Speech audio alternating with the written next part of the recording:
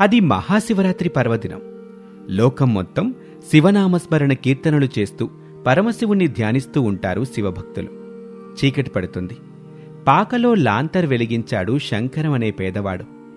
అతని భార్య శ్యామల మూడో కన్నుతో పుట్టి ఆనందంగా ఆడుకుంటున్న కూతురు అనామికాని చూస్తూ సంతోషపడుతూ ఉంటుంది. కూతుర్ని చూశారా? ఎంత ముద్దుగా ఆడుకుంటుందో. కూతురు పుట్టిందని సంతోషపడాలో, ఇలా మూడో కన్నుతో పుట్టిందని బాధపడాలో నాకు అర్థం కావటం లేదు శ్యామల. మూడో కన్నుతో పుట్టినా, 4 చేతులతో పుట్టినా, 5 తలలతో పుట్టినా, ఎలా పుట్టినా సరే కూతురు పుట్టిందని సంతోషపడాల. మనం బతికినంతకాలం మనకున్నంతలో ప్రేమగా చూసుకోవాలి. అవును శ్యామల, చూసుకోవాలి. మన ఊరి పంతులు సుబ్రహ్మణ్యం గారు మూడో కన్నుతో పుట్టిన మన కూతురి జాతకం చూసి చెప్తానని చెప్పాడు. నేనెళ్ళొస్తాను, కూతురుతో జాగ్రత్తగా ఉండు అని చెబుతూ ఉండగా ఆ పాకకి కొద్ది దూరంలో ఉన్న చెట్టు దగ్గరికి కర్ర పట్టుకుని వీరమల్లు అనే రౌడీ వచ్చాడు. చెట్టు చాటున దాక్కుని శంకరం ఇంటివైపు చూస్తూ ఉంటాడు. ఈ ఇంట్లో నుంచి పిల్ల నవ్వులు, తల్లి మాటలు వినబడుతూ ఉన్నాయంటే వాళ్ళు ఇంకా నిద్రపోలేదు, మెలకువగానే ఉన్నారు. నిద్రపోయే వరకు ఎదురు చూస్తూ ఉండాలి. ఎప్పుడు పడుకుంటే అప్పుడు ఆ మూడో కన్నుతో పుట్టిన అనామికని చంపేయాలి. ఊరికి పెద్ద దిక్కుగా ఉన్న సుదర్శన్ పటేల్ ఇచ్చే డబ్బులు తీసుకోవాలి అని అనుకుంటూ శంకరం పాక వైపు రెప్ప కూడా వేయకుండా గమనిస్తూ ఉంటాడు వీరమల్లు. సరిగ్గా అప్పుడే ఊర్లో మేకమాంసం అమ్మే మస్తాను కత్తి పట్టుకుని శంకరం పాక పక్కనే ఉన్న మరొక పాక వెనకాల దాక్కొని శంకరం పాక వైపు చూస్తూ ఉంటాడు.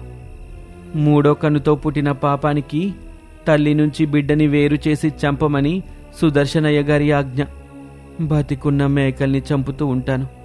నువ్వు కసాయివాడివి కాబట్టి అనామికని తల్లి నుంచి వేరు చేసి అడవిలోకి తీసుకెళ్లి చంపేమని చెప్పాడు. ఈ పని నా వల్ల అయ్యేలా లేదు, ఇప్పుడు ఎలా అని మస్తాన్ అనుకుంటూ ఉండగా పంతులు సుబ్రహ్మణ్యం పరుగున పాకులోకి వెళ్లటం వీరమల్లు, మస్తాను ఇద్దరూ చూస్తారు. ఇద్దరికీ అయోమయంగా ఉంటుంది. పంతులుగారు కంగారు పడుతూ, శంకరం, నువ్వు శ్యామల కలిసి మూడో కన్నుతో పుట్టిన అనామికని తీసుకొని ఇక్కడి నుంచి పారిపోండి. సుదర్శన్ బాబు గారు అనామిక మూడో కన్నుతో పుట్టటం వల్ల ఊరికి అరిష్టమని అనుకుంటున్నాడు అని చెప్పగానే శంకరం, శ్యామల కంగారు పడిపోతారు. పంతులుగారి వైపే చూస్తూ ఉంటారు. అయ్యో శంకరం, అలా అయోమయంగా నన్ను చూస్తావేంటి? అనామికాని చంపడానికి వీరమల్లుని, మస్తాన్ని పంపించారు. వాళ్ళు రాకముందే ఇక్కడి నుంచి నువ్వు నీ కూతుర్ని తీసుకుని పారిపో. ఆ పరమేశ్వరుడే అన్నీ చూసుకుంటాడు అని చెప్పగానే శంకరిక ఏమాత్రం ఆలస్యం చేయకు లాంతర్ పట్టుకొని అనామికాని ఎత్తుకున్న శ్యామలను తీసుకొని పాక నుంచి బయటకొస్తాడు. వీరమల్లు, మస్తాన్ ఇద్దరూ కనిపిస్తారు. పంతులు వాళ్ళని చూస్తూ, పసిపిల్లని చంపడం మహాపాపవరా, అది ఊరికే అరిష్టం కూడాను అని చెబుతూ ఉండగా వాళ్లకు దొరకకుండా శంకరం, శ్యామలతో కలిసి పక్కనున్న అడవిలోకి పారిపోతూ ఉంటారు. అది చూసి వీరమల్లు, మస్తాన్ వాళ్ల వెనకాలే అరుస్తూ పరిగెడుతూ ఉంటారు. వాళ్ల అరుపులు విని, పరిగెత్తు శ్యామల, వాళ్ళు మన దగ్గరికి వస్తున్నారు. నా వల్ల కావడం లేదండి, ఆయాసం వచ్చేస్తుంది. అలా అంటే ఎలా శ్యామల? వాళ్ళకి మనం దొరికితే మన కూతుర్ని వాళ్ళు చంపేస్తారు. కూతురు చనిపోయిన తర్వాత మనం ఎందుకు బతకటం చెప్పు. ఈశ్వరా, ఏమిటయ్యా నీలేలా, కూతుర్ని ఇచ్చినట్టే ఇచ్చావు. మూడో కన్నుతో పుట్టిన కూతుర్ని ఇచ్చావు. ఇప్పుడిలా మృత్యువుని కూడా ఇచ్చావు. కానీ కాపాడేది కూడా నువ్వేనని మర్చిపోకు తండ్రి అని వేడుకుంటూ ఉండగా వాళ్లకి కొద్ది దూరంలో పాడుబడిన గుడి ప్రత్యక్షమవుతుంది. శంకరం, శ్యామల అయోమయంగా చూస్తూ ఉంటారు. మూడో కన్నుతో ఉన్న అనామిక మాత్రం ముద్దుగా నవ్వుతూ ఉంటుంది. శంకరం, శ్యామల ఆ గుళ్ళోకొస్తారు. వీరమల్లు, మస్తాన్ ఆ గుడి దగ్గరికొస్తారు. వాళ్ళు చూస్తూ ఉండగా ఆ గుడి అక్కడి నుంచి మాయమైపోతుంది. వీరమల్లు, మస్తాన్ భయపడిపోతారు. వెంటనే అక్కడి నుంచి వచ్చిన దారిలోనే పారిపోతారు.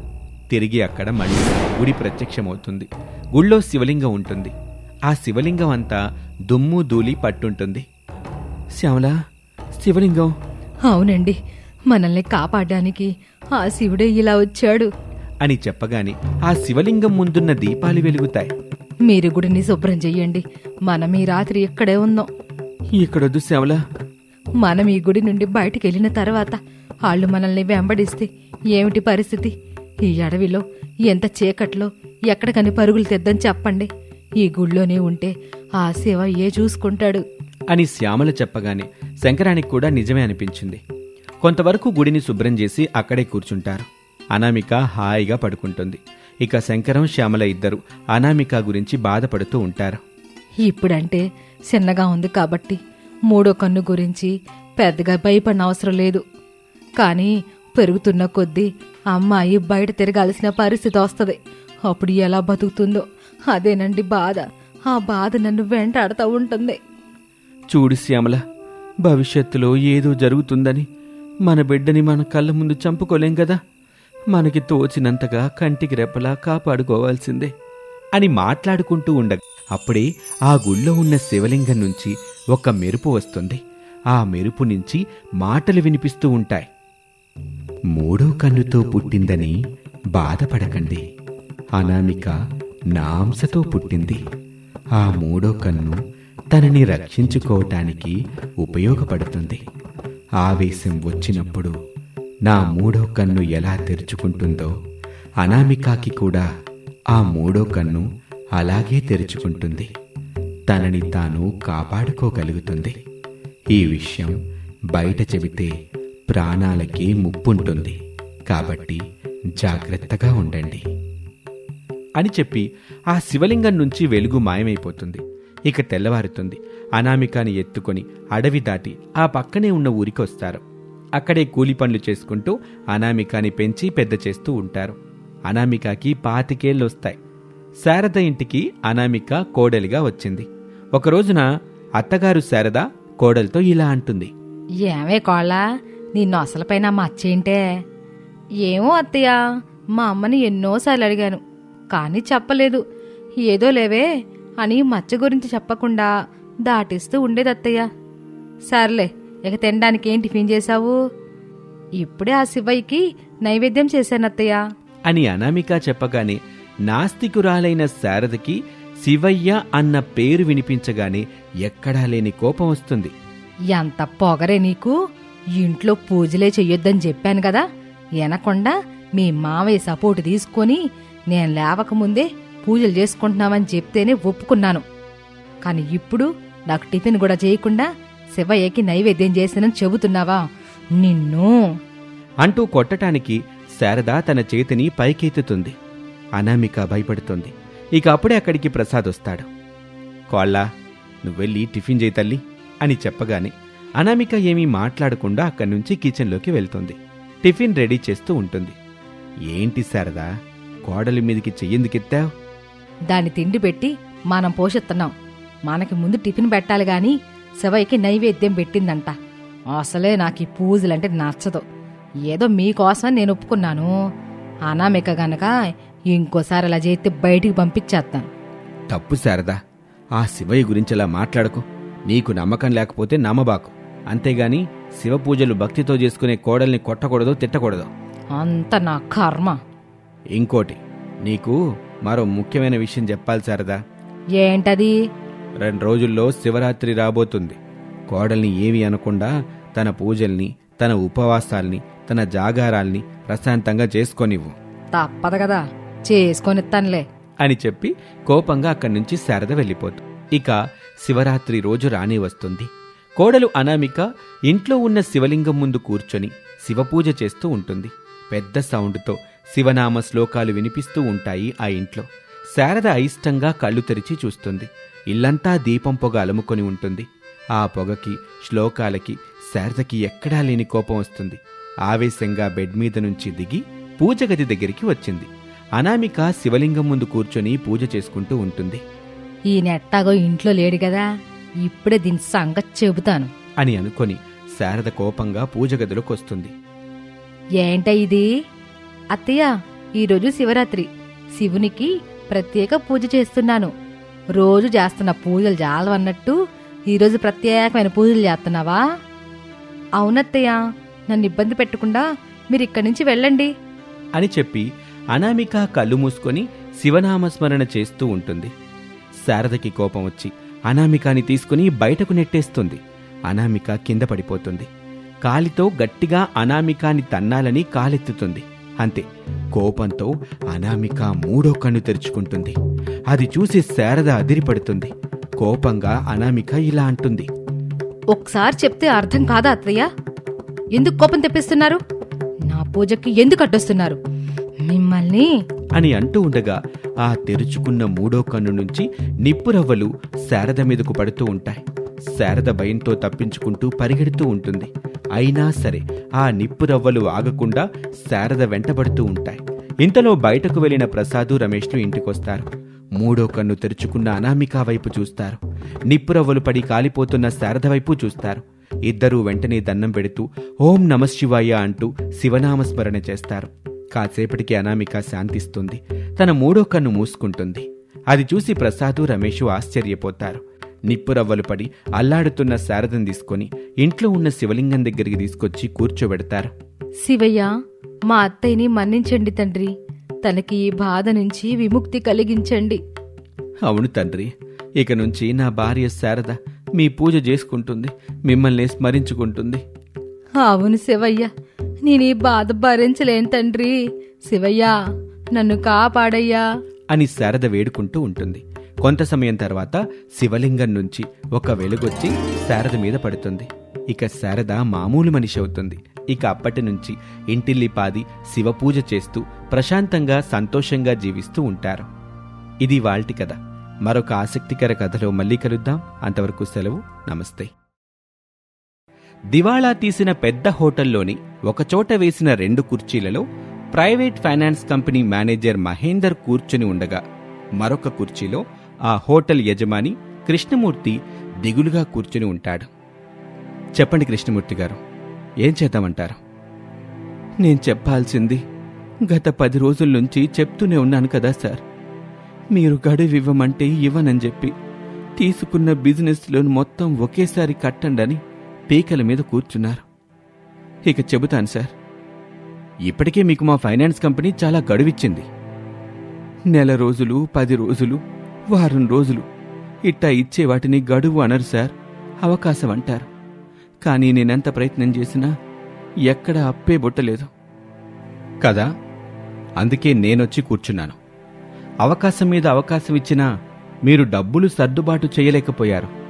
ఇక గడువిస్తే సర్దుబాటు చేస్తారనే నమ్మకం ఎలా కలుగుతుంది? మీరే చెప్పండి.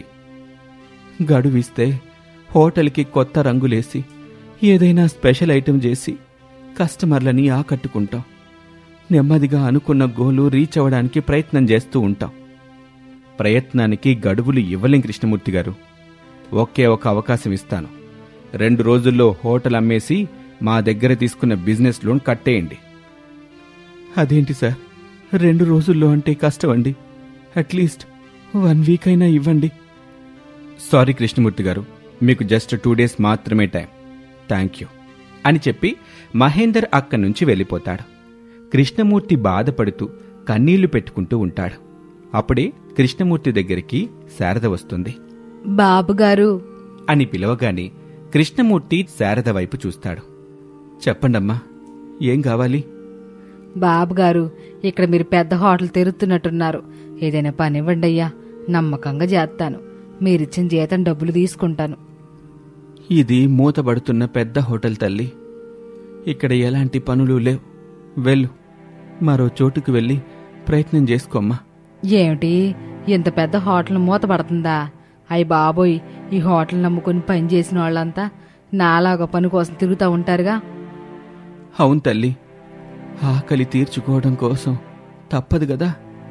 ఎక్కడో ఒక చోట తక్కువనో ఎక్కువనో ఏదో ఒక జీతానికి పని చెయ్యాలి. అవును బాబు, మీరు చూస్తుంటే మంచోళ్ళలాగున్నారు. అయినా ఆ దేవుడు కష్టాలని ఎప్పుడు మంచి వాళ్ళకి ఇస్తాడు, చెడ్డాలకి ఏమివ్వడు. చెడిపోయారు కదా అని వాళ్ళని వదిలేస్తాడంట. అందుకే తల్లి, ఆయన దేవుడయ్యాడు, మనం మనుషులమయ్యాం. చాలా గొప్ప మాట అన్నారు బాబు.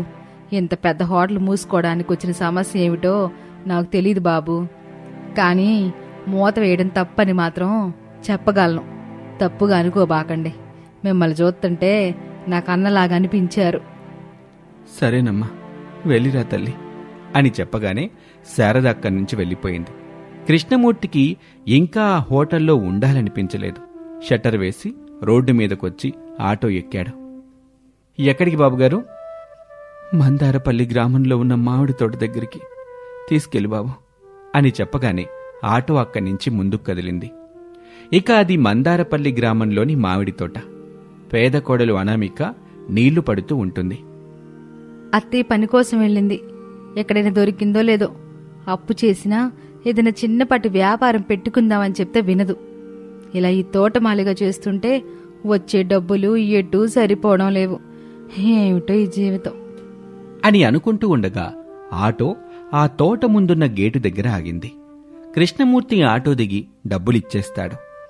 ఆటో అక్కడి నుంచి వెళ్ళగానే కృష్ణమూర్తి ఆ తోటలో ఉన్న బావి దగ్గరికి వచ్చాడు. చుట్టూ చూస్తాడు. ఎవ్వరూ లేరని నిర్ధారణ చేసుకుని ఆకాశంలోకి చూస్తూ దండం పెట్టుకుంటూ, దేవుడా, ఎలాంటి బాధ లేకుండా, నొప్పి తెలియకుండా నన్ను తీసుకో తండ్రి అని వేడుకొని బావి ఎక్కి చనిపోవటానికి నిలబడ్డాడు. దూకాలి ఆ బావిలోకి అని కృష్ణమూర్తి అనుకుంటూ ఉండగా సరిగ్గా అప్పుడే అనామిక అతని దగ్గరికొచ్చింది. ఆలస్యం ఎందుకు బాబుగారు? నేను కళ్ళు మూసుకుంటాను, మీరు దూకేయండి అని చెప్పి అనామిక గట్టిగా కళ్ళు మూసుకుంటుంది. కృష్ణమూర్తి వెంటనే దూకకుండా బావి దిగుతాడు. కళ్ళు తెరిచి అనామిక చూస్తుంది. సార్, ఇంకా మీరు బావిలోకి దూకలేదా? నా చావు నీకు హేళనగా ఉందా తల్లి? మరి లేకపోతే ఏంటి సార్? మాలాంటి వాళ్ళు ఇలాంటి తప్పు చేస్తుంటే మీలాంటి వాళ్ళు వచ్చి ఆపాలి, వద్దని బుద్ధి చెప్పాలి. చావుకు గల కారణం తెలుసుకొని సరైన దారిని చూపించాలి. అవునమ్మా, నువ్వు చెప్పింది నిజమే తల్లి. కానీ లేదు, ఏం లేదు సార్. మీ సమస్య ఏమిటో చెప్పండి. వీలైతే నేను చెయ్యాల్సిన సహాయం చేస్తాను, ఇవ్వాల్సిన సలహా ఇస్తాను అని అనామిక అనగానే కృష్ణమూర్తి తను ఎందుకు ఆత్మహత్య చేసుకుని చనిపోవాలనుకున్నాడో తన బాధని మొత్తం చెప్పటం మొదలుపెట్టాడు. 10 ఏళ్ల వయసులో అనాథాశ్రమం నుంచి బయటకొచ్చి ఒక చిన్న హోటల్లో కప్పులు గడుగుతూ మొదలైన నా జీవితం ఈరోజు ఒక పెద్ద హోటల్ పెట్టే స్థాయికి ఎదిగింది. ఇంత మంచి జీవితాన్ని ఎందుకు సార్ బావిలో పడేసి చంపేద్దామని అనుకుంటున్నారు? హోటల్ బాగా నడుస్తుంది కదా అని ఒక ప్రైవేటు ఫైనాన్స్ కంపెనీలో బిజినెస్ లోన్ తీసుకున్నాను తల్లి. హోటల్ని బిర్యానీ రెస్టారెంట్ కూడా చేశాను. కొంతకాలం అది బాగానే నడిచింది. ఆ తరువాత ఏమైందో ఏమో తెలియదు. మొత్తం దివాలా తీసింది. లోను కట్టలేని పరిస్థితికొచ్చింది. మీరా స్థాయి నుంచి ఈ స్థితికొచ్చారన్నమాట. అవును తల్లి. ఇప్పుడు నా సమస్య నీకు అర్థమైంది కదా. సలహా ఇస్తావా లేదంటే సాయం చేస్తావా? నువ్వే చెప్పు. సహాయం చేస్తాను సార్. పదండి, మా ఇంటికి వెళ్దాం. మా అత్తే వాళ్ళకి చెప్పి మీ హోటల్ దగ్గరికి వెళ్దాం అని చెప్పి కృష్ణమూర్తిని తీసుకుని అక్కడి నుంచి అనామిక తన మట్టి ఇంటికి వస్తుంది. శారద కృష్ణమూర్తిని చూసి గుర్తుపడుతుంది. కృష్ణమూర్తి కూడా శారదని గుర్తుపడతాడు. ఇక అప్పుడు అనామిక జరిగింది మొత్తం చెప్తుంది. అయ్యో అన్నయ్య గారు, పిరికి వెళ్ళగా పని ఏమిటి చెప్పండి. అయినా మీకు ఇంతకు ముందు నా పేద కోడలు సపోర్టు సహాయం లేవు, అందుకే అట్టా జరిగింది. ఇప్పుడు మీకు తన సపోర్టు సహాయం రెండూ ఉంటాయి. ఇక చూసుకోండి, మీ హోటల్ యొక్క రూపురేఖలు మారిపోతాయి. అవును పెదనాన్న అని అనామిక అనగానే కృష్ణమూర్తి ప్రేమగా చూస్తాడు. ఏం సార్, పెదనాన్న అని పిలవటం మీకిష్టం లేదా? పెదనాన్న అని పిలవటం చాలా సంతోషంగా ఉందమ్మా, అలాగే పిలు అని చెప్పగానే అనామిక శారద సంతోషపడతారు. తర్వాత కృష్ణమూర్తిని తీసుకుని ఆ హోటల్ దగ్గరికి వస్తుంది అనామిక. హోటల్ మొత్తాన్ని చూస్తుంది. పెదనాన్న, హోటల్కి ముందు బోర్డు పెట్టించు. బయట ఏ టిఫిన్ తిన్నా క్యారెట్ హల్వా ఫ్రీ అని బోర్డు పెట్టించు. అలాగే తల్లి. క్యారెట్ హల్వా నువ్వు చేస్తావమ్మా? అవును, నేనే చేస్తాను పెదనాన్న. అయితే ముందు మనం ఆ ఫైనాన్స్ కంపెనీ వాళ్ళ దగ్గరికి వెళ్ళి మాట్లాడితే బాగుంటుందేమో తల్లి. నువ్వు వాళ్ళ గురించి మర్చిపో. వాళ్ళు మన హోటల్కి వచ్చినప్పుడు వాళ్ళతోటి నేను మాట్లాడతాను కదా. నేను చెప్పినట్టు వాళ్ళు వింటారు. నువ్వేం కంగారు పడకో అని చెప్పగానే కృష్ణమూర్తి ధైర్యం తెచ్చుకొని అనామిక చెప్పినట్టుగా బోర్డు పెట్టిస్తాడు. రోడ్డు మీద వెళ్తున్న వాళ్ళు ఏ టిఫిన్ తిన్నా క్యారెట్ హల్వా ఫ్రీ అనే బోర్డు చూసి ఆ హోటల్కి వస్తూ ఉంటారు. కావాల్సిన టిఫిన్ తిని క్యారెట్ హల్వా తీసుకుంటారు. కమ్మగా ఉందని మెచ్చుకుంటూ బిల్లు కట్టేసి వెళ్ళిపోతూ ఉంటారు. అది చూసి కృష్ణమూర్తి చాలా సంతోషపడతాడు. సమయం రాత్రి 8గా వస్తూ ఉంటుంది. అనామికని హోటల్ నుంచి తీసుకువెళ్ళటానికి రమేష్ బైక్ మీద అక్కడికొస్తాడు. చాలా సంతోషం తల్లి. నువ్వు మొదలుపెట్టిన ఈ ఫ్రీ క్యారెట్ హల్వా ఐడియా బాగా పనిచేస్తుంది. ఏ రోజుకు ఆ రోజు పెట్టిన దానికంటే కొంచెం లాభమే వస్తుంది. ఈ డబ్బులు నువ్వు తీసుకోమ్మా ఇప్పుడు వద్దు పెదనాన్న, మొత్తం ఒకేసారి తీసుకుంటాను అని చెప్పి అనామిక రమేష్ బైక్ మీద వెళ్ళిపోతుంది. ఇక మరుసటి రోజున అనామిక హోటల్ కిచెన్లో క్యారెట్ హల్వా చేస్తూ ఉండగా ప్రైవేట్ ఫైనాన్స్ మేనేజర్ మహేందర్ అక్కడికొస్తాడు. జోరుగా సాగుతున్న హోటల్ బిజినెస్ ని చూసి షాక్ అవుతాడు. కృష్ణమూర్తి గారు, ఇదంతా ఎలా సాధ్యమైంది? దేవుడిచ్చిన కూతురు అనామిక, ఆమెకొచ్చిన ఫ్రీ క్యారెట్ హల్వా ఐడియా వల్లండి. ఏంటి, దేవుడిచ్చిన కూతురా? ఎవరా కూతురు? మాకు పరిచయం చేయండి అని చెప్పగానే కృష్ణమూర్తి అనామికాని చూసి మహేందర్ని పరిచయం చేస్తాడు. అనామిక అన్ని వివరాలు మహేందర్తో వివరంగా మాట్లాడి అక్కడి నుంచి పంపిస్తుంది. ఇలా రోజులు గడుస్తూ ఉంటాయి. కృష్ణమూర్తి హోటల్ మంచిగా నడుస్తూ ఉంటుంది. బాగా సంపాదించి పెడుతుంది ఆ హోటల్. అనామిక డైలీ పేమెంట్స్ తీసుకుంటూ తన కుటుంబంతో సంతోషంగా జీవిస్తూ ఉంటుంది. ఒకరోజున కృష్ణమూర్తి చనిపోతాడు. తను రాసిన వీలునామాని లాయర్ చదువుతాడు. అది విని అనామిక ఆశ్చర్యపోతుంది. హోటల్ని నా పేరు మీద రాశారా? అవునమ్మా అనామిక, తనకి అన్నీ నువ్వే అని చెప్పగానే అనామిక బాధపడుతూ అంత్యక్రియలు పూర్తి చేసి తన క్యారెట్ హల్వాతో ఆ హోటల్ని మరింతగా డెవలప్ చేస్తూ ఉంటుంది. ఇది ఇవాల్టి కథ. మరొక ఆసక్తికర కథలో మళ్ళీ కలుద్దాం. అంతవరకు సెలవు. నమస్తే. రిచ్ ఇంట్లో ఏర్పాటు చేసుకున్న క్యాంప్ ఫైర్ దగ్గర శారదా, ప్రసాద్